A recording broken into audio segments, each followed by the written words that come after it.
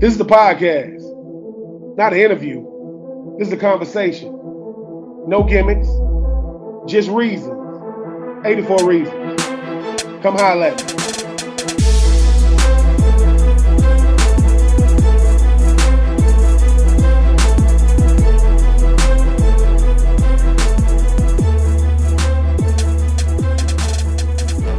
What up, my good people? I am Ben Troupe, host of 84 Reasons. No games, no gimmicks, just reasons. Every week I sit down with either a current, former, or future Florida Gator. Right now, I'm going current. I mean, unless you living under a rock, average 7.7 points, 6.4 rebounds, 2024 SEC All Freshman team. Just got named to the Australia Select Team, which we're gonna get into that. Congratulations to that.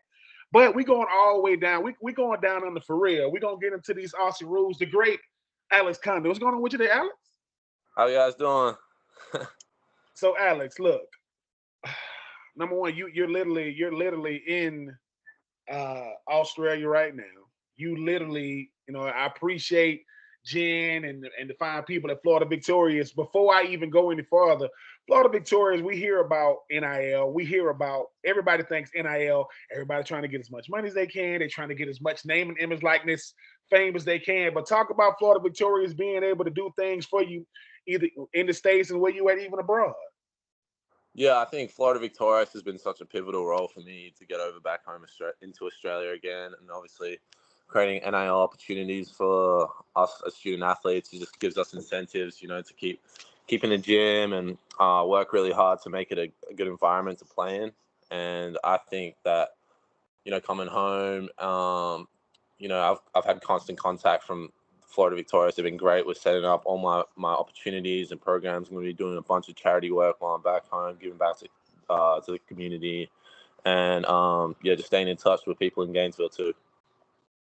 I mean, did that blow your mind though? Because obviously, you being a player from Australia, you hear about NIL, you got to think it's got to be strictly, in Gainesville. It can't be anything outside. When did they come to you and say, no?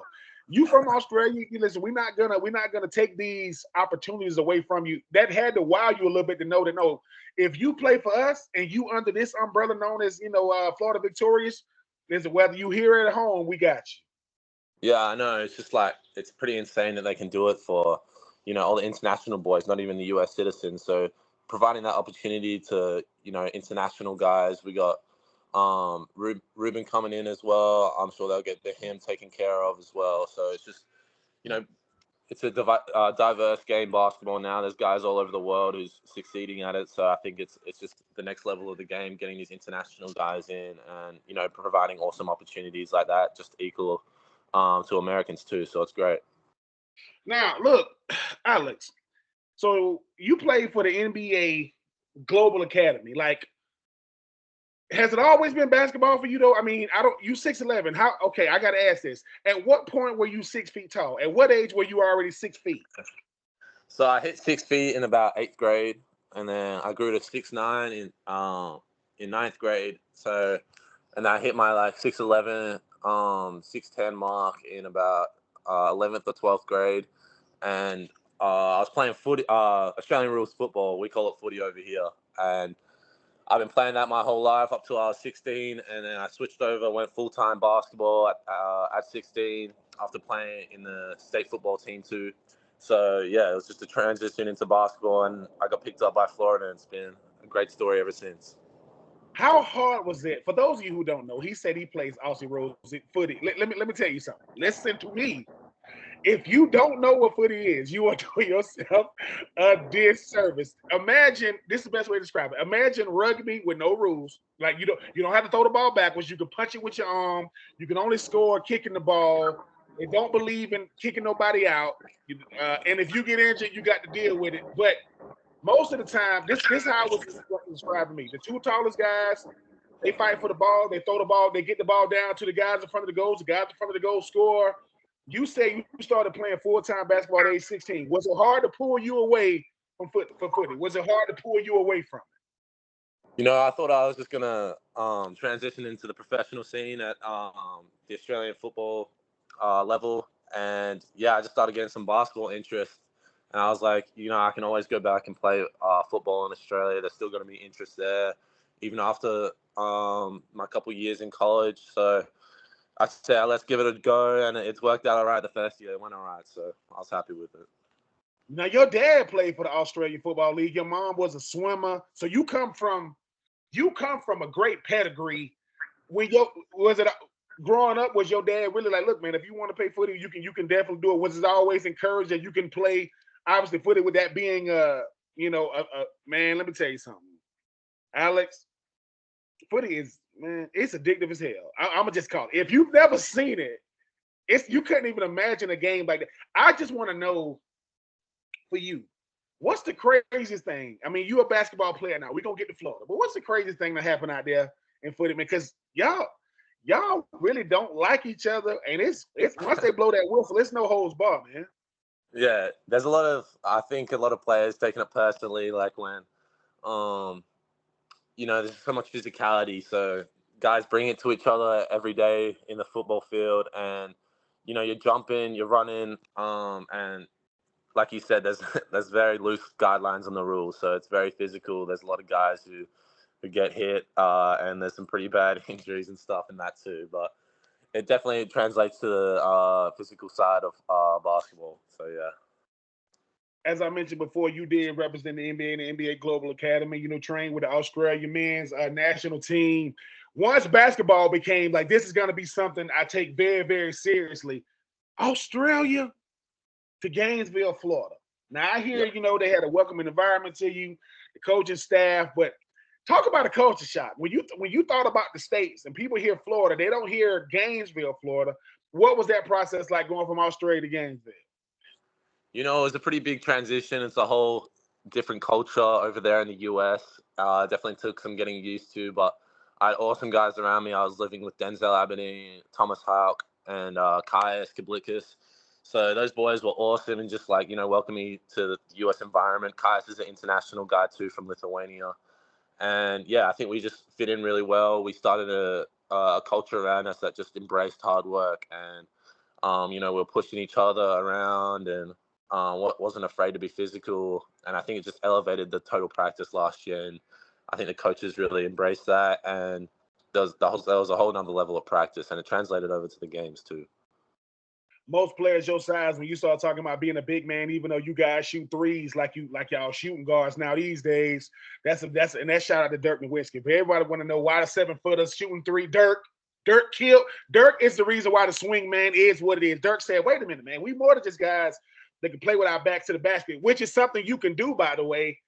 The physicality of footy coming over playing American basketball, how did the physicality of one sport help translate to what you're doing now? And because Australian basketball, American basketball is different, but we play footy. How did both sports help you transition to college SEC basketball? Yeah, I think the SEC is, as they say, one of the most physical conferences in America, and I knew that going into it, so I was just going to try and match the guy next to me, how physical I was. Playing against big guys every week, it's a challenge for sure. So coming from that Australian rules background where, if you don't go in 100%, you're going to get hurt, or you're just going to get like a knee to the quad or something like that. So being able to translate that from the different sport has been, I think, an advantage that I've had, just having that in my background and being able to translate onto the court's been great. And I think the Australian basketball style of playing less selfless, looking for other guys to get scores, and getting in there and rebounding has just been pivotal. And my role in my freshman year, being able to just, provide for guys like Walt, Will, and all of them, just, giving them what they need and trying to scrap up our defense in areas too. So I think it was a great situation for me to come from that background for sure. And I read something where you said you really enjoy traveling through, going to Greece and traveling through Europe, seeing how different people live. But I mean, you just got selected to the Australia select team. You're gonna be going to Japan in June. Talk about, once again, getting to go to Japan and being able to show what you can do once again on the international level. Yeah, I think I always take pride in playing for Australia. It's going to be an awesome outing. We're going to play against Japan, which is, we played against them quite a bit growing up. I'm playing with guys that I've grown up with, a lot of my friends. So I'm excited to see them, be on the court with them again and just play that Australian basketball style that, we grew up with. And hopefully it will translate to that unselfishness back when we start the next season in Florida. Most of the time, Alex, when you ask players why they wear a certain number, they'll say my dad wore it or my favorite player wore it. You wear 21 because your favorite rapper is 21 Savage. Like when I saw that, I said, wait. Number one, 21. Listen, if you out there, listen, you need to become a Florida fan. You got did you say what number you want? 21. So how long have you been a 21 Savage fan? And the fact that you wear 21 because of 21, I think that's about as unique as it gets. So I always wore 7 in Australia, and when I went there, 7 wasn't available, obviously, because you can't have the second half of the numbers as your jersey number. So, I was trying to be creative. There was all the guys who had coming back and taking the lower numbers, and I was like, I like 21, and I was bumping 21 at the time, so I was just like, let's rock with it. So 21 Savage is one of my favorite rappers, so I'll stick with 21 this year for sure. So you would have dinner with Kobe, but your favorite player is Kyrie. Now, if you had Kobe, may he rest in peace. Now, here's the real question: Kobe or Kyrie? Because Kyrie's your favorite player. Kobe, who you want to have dinner with? You only get Kobe or Kyrie. Who do you pick? All time, I've got to say Kobe. He's just a different breed. But seeing what Kyrie does, I just love watching him play his style of basketball. Even though I don't play anything like him, I think it's how basketball should be played. Just watching Kyrie Irving and seeing what he's doing in Dallas right now is just unbelievable, really. You to me are what I think the big man's supposed to be. I say this. Obviously, you can shoot the three. Obviously, you got a nice touch. Obviously, your game, having 14 double-figure games that, your freshman year shows your game got better and better. But you can also play with your back to the basket. That's one thing I grew up watching big man is they play with their back to the basket. Meaning, look, man, I come down, we run our offense, I get on a certain part of the floor. Talk about having a full game like that, because a lot of times, you see a guy your size, your height, we know that you're going to, obviously playing in paint, hopefully dominate the paint, but you're a guy that you can look at a defender and go, look, I can catch the ball, I can turn my back to you, and I got just as much as the offensive game on my back to the basket than I do facing the basket. When was that important to you to have like a full game like that? So I came in and I didn't have a lot of offensive bag is what they call it. So I came in and worked with the bigs coach Hartman. He's really fundamental. I think he played a similar style to me. He prioritized definitely fundamental stuff, getting good open looks, and I think that post hook and just being patient under the basket is one of the best shots in basketball. So having that to go to when not a lot of other looks are open to, I think it's a very reliable shot, and we're going to be having guys getting rebounds off it. And then last year, stretching out to the three, just being able to, hit the open ones when I can this year, I think is something that I'm definitely going to prioritize in the off season, just making it a lock. So, I think it's going to create a lot of opportunities for other guys if we space it out a bit more. If I play more at the 4 this year, I'd love to get a look like that. So, yeah. What makes your game translate so well to a Coach Golden type offense or a Coach Golden type team? So Coach Golden plays very fast. We scored a lot of points last year. It was fun to watch. I think we're going to prioritize. We brought in some good defenders, I think, in the off season. So that's going to settle our defensive worries a little bit. And I think, collectively as a team, we're going to prioritize that a bit more. So I don't know if we're going to score as many points, but we're definitely going to be a tougher team to score on. And, college basketball is all about defending. So once we get that sorted out, I think we're going to be really hard to beat next year. Speaking of really hard to beat, I always ask this every time I get your teammates on. I've had a bunch of your teammates on here. SEC basketball, it's top to bottom, competition, game in and game out. Is there a favorite team that you like playing with, playing against in the SEC? Who's your favorite opponent to see on the schedule? Favorite, I always try and fire up for the big games. When we played Alabama at home this year, that was an awesome game. There was so much energy in the building. Anytime we play in the O-Dome, it's just it just gets rocking in there, you know. So all the student section gets rowdy, and I think us as players, we feed off that as well. I know we're playing Tennessee at theirs again this year. It was tough last year to play there. It was, you know, we had to play against some really good players there. So I'm looking forward to definitely those two teams. It's going to be competitive with Texas in the SEC this year as well. So, you know, the SEC is awesome every week. There's a different challenge, a different dog. So I'm looking forward to it, man.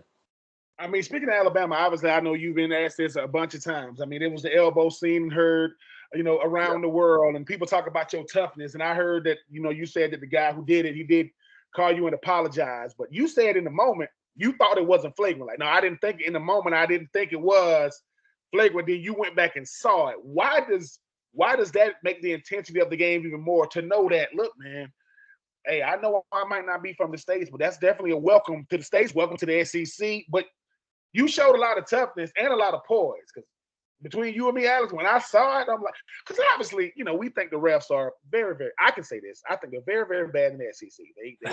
I wear glasses, they need to get their eye checked. But in the heat of the moment, when something like that happens, obviously you're trying to get yourself together, obviously, what's going on. When did it hit you? Did you realize, dude, this dude went out of his way to do this to me? Yeah, I think I saw it after the game, the clip. I went and dived on the ball. I got the ball, and I just thought someone's knee or something hit me in the back of the head. And it was pretty hard. I was pretty dazed after it happened. And I looked at Coach Golden, and he was just like, he didn't see it. No one saw it, you know. So I talked to Thomas Houck after the game, and I was like, damn, bro, you ain't got my back. And he's like, no one saw it, man. So I don't know. It was pretty a wild moment for sure. When I saw it after, I was pretty. I definitely had that in the back of my mind when we played Alabama next. Like, you know, it was a dirty play, man. So I think all the boys collectively got around that, and you know, we gave it to them when we played them at ours. So it was great. Australian basketball. I mean, obviously, we talked about footy, which is just, I mean, about as incredible as it get. You play cricket, you play water polo, so you was well rounded as an athlete. But then there is college. There is college basketball, and then there's SEC basketball, which I think the two are very, very different. What was your welcome to college basketball moment? I know we just talked about the situation with Alabama. When did it hit you to say this is a little bit different? So we played, like I mentioned before, we played Tennessee at theirs early on in the season, early on in the SEC play, and yeah, I mean we just didn't have a game plan for Dalton Connect, and he had 39 on us, and I remember him hitting like a in and out cross left hand finish, and I talk about it to my friends and my family, and I was just like, yeah, that's an NBA guy right there. So I think I was kind of like, that's the first time in my career where I was just like, yeah, that was tough, you know. So he was definitely a stud for them, and you know he's doing all the draft process this year, so he's done great with what he has. Alex, you said you went from 6 feet to 6'9" in the ninth grade. Now, number one, wait. I mean, you went to bed 6 feet. You woke up. I don't know how tall your mom and your dad is, but you're six. You six. A growth spurt is 2 inches. 3, 4 is a lot. You grew 9 inches in 1 year. Okay, what happened? What kind of car does a person fit in when they're 6'9"? And I'm talking about comfortable, not a car. What kind of car does a person go from? And then what happened to your coaches? Like, they saw you last year and they could see you eye to eye. You walked back in school. They was like, who is that? That's Alex. Like, what type of growth spurt is from 6 feet to 6'9", man? So the 6 feet to 6'9" was over 2 years. I grew 5 inches from grade 8 to grade 9, and then like another 4 or 5 the next year. So it was definitely a shock to my body. I was falling over a bunch. You know, it was just like it was a tough time, you know, for my basketball. But once I filled out a little bit, I started getting more coordination slowly, and it definitely helped with basketball and football at the time. It just boosted my draft stock for both of the sports. So it was a blessing in disguise, I think. And you know, I still have to deal with getting in the airplane seats all the time. I usually get exit aisle. Florida Victorious gets me right and puts me in the exit aisle. So yeah, props to them. So hold on. I'm about to say that. So you're in the line, right? They call for first class, and you don't move. So people going, oh God, this dude gonna be sitting right in front of me, or I'm gonna be sitting right behind him. Then you say to yourself, look, okay, I'm 6'11". Basically, I'm 7 feet tall. Basically, they don't make anything for me. Yeah, they make clothes for me. I get it. I can get my shoes and cars. So the life of a 6'11" person who just happens to be a great athlete. What is the biggest difficult thing about your life, just from a day to day, like as far as like, because the world is not built for a 6'11" human being. Yeah, so I'm definitely used to, just living my everyday life as a tall guy, and my doors around my house are actually pretty tall. So dad got me right with that. He he was looking out for me. He saw me grow that amount when I was in high school, and so I've got to be careful. I always ducking under doorways, and I can always help mom by getting the top thing off the shelf. So there's definitely its perks when it comes to being 6'11", but definitely the airplane seats or being in cars for a while, the hammies start to cramp up. So yeah, it's pretty funny. When you being from Australia, and obviously, you are a big time college athlete at a big time school in the world of NIL, where everybody, no one knows what it really is. NIL is changing right now while we sitting here speaking, but you're benefiting from it. When people see you walking around in Australia or in Gainesville, obviously you stand out. Thank God you actually. I can only imagine being 6'11" and not playing basketball, because you probably get the stares. Like, what do you do for a living? Oh, I'm a doctor. What does it look like? I jump on people. I block. But how would you describe being a student athlete in today's climate? Because when I played, listen, we barely had YouTube and internet. You guys got so much access from social media. You got NIL, you got transfer portal, you at Florida, Coach Golden, the spotlight. How do you handle everything that comes with being a student athlete in 2024? Definitely being around Gainesville, you see a lot of fans, and especially during basketball season, you get noticed here and there, but you just got to stay locked in during the season. We got a job to do at the end of the day. Just attack every game. In SEC play, like I said, it's competitive. So it's so competitive in that league. So I really enjoy living in Gainesville. I think it's got a great culture with the coaching staff and even the professors in my classes. I actually enjoy being a student at the University of Florida. I enjoy the life. I've got a girlfriend over there now. I've got a good support group, and I've really settled in well. So I really enjoy being a student athlete there for sure. Listen, Alex. I mean, it's a lot of things about you that's very, very easy to like. I saw that. I'm looking. I said, "What is his favorite TV show?" You said Top Boy. Now, for those of you, once again, those of you who don't know, go to Netflix. Top Boy is addictive. It's an addictive series. When it comes, then favorite book, Diary of a Wimpy Kid. You have a your the way the things you like are like very, very, very contrary to what people may think. 21 Uh-huh. Savage, Diary of a Wimpy Kid, Top Boy, Kobe, favorite player not in the NBA, Deion Sanders. Like, you're very like authentic when it comes to you. What would be the best way to describe you? I mean, not in basketball. How would you describe yourself away from the court? I think I'm a pretty simple guy. I grew up in a pretty small town compared to all the states over there in the US. So I enjoy being at the beach, with my friends and family. I'm getting some time back home right now, which is awesome. I definitely prioritize being around my family. So they make as many trips as they can over to the US to watch me play, and just having them there is so great. It doesn't really feel real at this point, but I've made a really good support group, as I've said, and yeah, I'm really enjoying Gainesville as of all, and I think I really fit in well there. There's a shout out to Alex's girlfriend. He don't have to say her name. He said, "I got a girlfriend over there." When she sees this, that's all. Alex don't realize he just got a lot of. I don't know if she cooks for him. That's a lot of free meals right there. She like, thanks for the shout out on the show. No, I'm just saying, it's like when I when I think about you, I see a guy who has unlimited potential, because obviously the way in which you play, you have your game is smooth to me, because a lot of times your defenders, I mean, you be putting them in the tailspin. You be like, look, man, around the basket, you seem really, really comfortable around the basket. Like from how you finish. Because a lot of times when you're 6'11", people think everything got to finish with a dunk.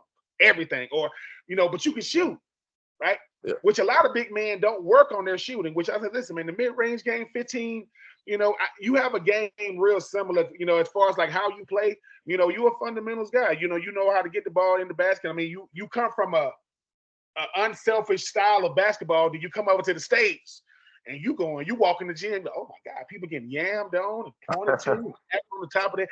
I will say this though, the styles, like you say, Australian basketball, American basketball, what was the biggest difference in it? You talk about one being super duper unselfish, but what did you have to adjust to American style of play? I came over and I seen all these boys on the team just, going crazy isolations and just trying to dunk on everyone. So it was definitely a bit of a shock when I first came in the gym, but I've definitely gotten used to that style. And, seeing Walter Clayton Jr. like hitting all these moves and step back shots and all these guys just driving in like Tyree, Samuel from last year, just, going in and just trying to dunk it every time. Like that would never happen over in Australia. Everyone's just trying to get the bucket no matter what. So it's I like the mindset, and I think I'm trying to bring that into my game as well, being more aggressive and just trying to make highlight plays. I think those American boys definitely prioritize that isolation style of basketball a little bit, and I think it's something definitely I've gotten used to over the past few years. So yeah. We mentioned Florida Victorians when we first came on, as far as like them making sure they take care of you, whether you in the States or whether you back at home, and they really big in the community, really big. You guys, I don't know when y'all get the time. Every time I see one of y'all, I say, listen, as much as they be hooping, I see them out in the Gainesville community. They at the YMCA's, they at the Boys and Girls Club. They're doing habitat in games. Talk about that philanthropy part, because a lot of times people think, oh, I only want to do for Alex. But I see Alex out there in the community. Talk about that community aspect of Florida Victorians, making sure you guys are seen in the community. Even, yes, people are going to be looking up at you. They'll say, you knock on the door and somebody look up like, yeah, it's me, Alex. Yeah, I was playing on, 2 days ago. Talk about that community aspect of what you guys do. So obviously, I do all my charity work back home here in Perth. So that's what I'm doing right now. And I've really enjoyed it, man. Giving back to the Aboriginal and Indigenous community, and giving guys the opportunity, who might not have the equipment to play basketball, just giving back to them. And I know all my roommates and stuff, they be in the Gainesville community most weeks. They be out there helping out younger kids with basketball, and I think the kids just really love it, man. And like you see the look on their face, and it's really rewarding as a player to just take a step back and try and not be try and just give back to something bigger, So it's great. So NBA Global Academy, played cricket, played water polo, played footy, named to the Australian select team, played for Florida, giving back in his hometown, got a girlfriend back in the States waiting on him to get back when he get there. How you doing, sweetie? Whatever. He's coming to see you soon. But more than that, none of this would be possible if you couldn't hoop. No, you could hoop.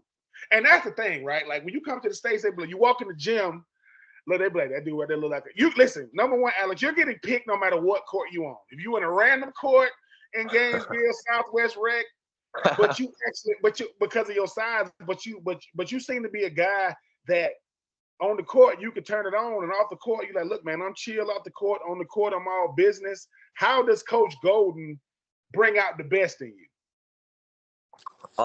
Yeah, I think it's something that I do really well is just separating those two mental aspects. When it's time to play, it's time to play, and you got to be competitive and be like, you're my opponent, so I'm going to go at you. It's nothing personal, but you're just going to be a competitor. Coach Golden talks about it all the time. You got to be a competitor. You can't have anything soft about your game, being in the SEC.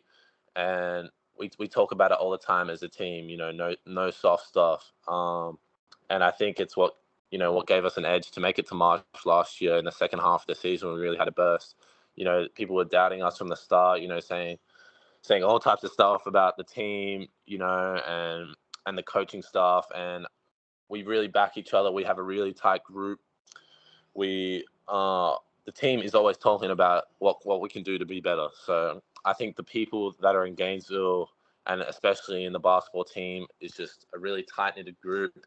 And we've just done a great job in, keeping things in a close group. And we know what we're going to get from the people in that group as well. So credit to the coaches for, making the staff such a tight knitted group with all the boys and picking the right type of boys as well. I think it's really important to have good teammates, not anyone too selfish or no one who's gonna take selfish shots, because it definitely affects how the team's gonna play as a whole. So yeah, credit to coach for recruiting the right guys.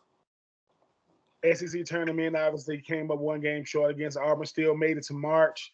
To those you grew up, I don't know how it is. I don't know how it is in Australia because you had a lot to do growing up. I mean, your Saturdays or weekends or whatever, you played a lot of sports. But March Madness in college basketball, that is it. I mean, you make it to March. You guys made it. What was that feeling like playing in March? Yeah, it was awesome, man. It was pretty surreal. I got we're still praying for Micah, obviously, but I got the opportunity to start that game, which was my first start of the season. I was pretty happy, coming off the bench and just providing a bit of energy off there with, Thomas and Denzel, and I got the opportunity for my first start on the last game of the season. So it was a surreal opportunity. It was a big crowd. We didn't get the result that we were looking for, but I think, especially the older guys really stepped up in that game, and they showed an aspect of leadership that we definitely needed throughout the season. You talked about the way you guys finished last year, take that momentum into the tournament, which took it into March. Didn't have the finish that you wanted.